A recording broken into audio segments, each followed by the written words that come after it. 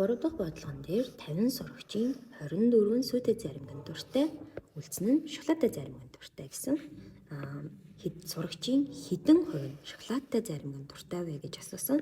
Тэгэхээр бид нар яг 50 сурагчийн маань хэдэн шоколадтай заримгийн дуртай юм бэ гэдэг тоогоо олъё. Тэгэхээр 26 сурагч бол шоколадтай заримгийн дуртай байх нэ.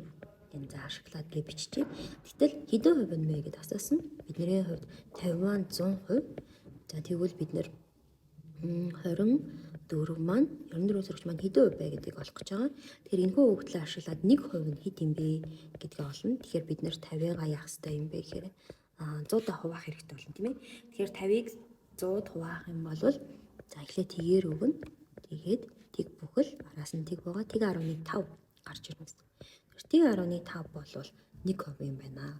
Тэгвэл 24 сурагч маань хэдэн хувь юм бэ гэхээр бид нэр 24-өө тэг 10.5 даа хуваана. Таслын ард 1 орон байгаа учраас 1-ийг тавьчих.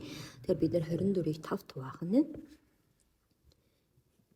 26 сурагч багш нь энэ дээр андуурсан байна. Бид нар нөгөө шоколадын дуртай сурагчийн тоог болгож байгаа. Энэ 26. Тэгэхээр бид нэр 200 яг 60-ыг хувааж таарна гэсэн үг тийм ээ. 260-ыг тэг 10.5 хуваана. Тэгэхээр энэ дээр 5-аар өгөөд 25, 10-аар өгөөд 2 буюу 52% нь байх нэ гэсэн үгний хариулт.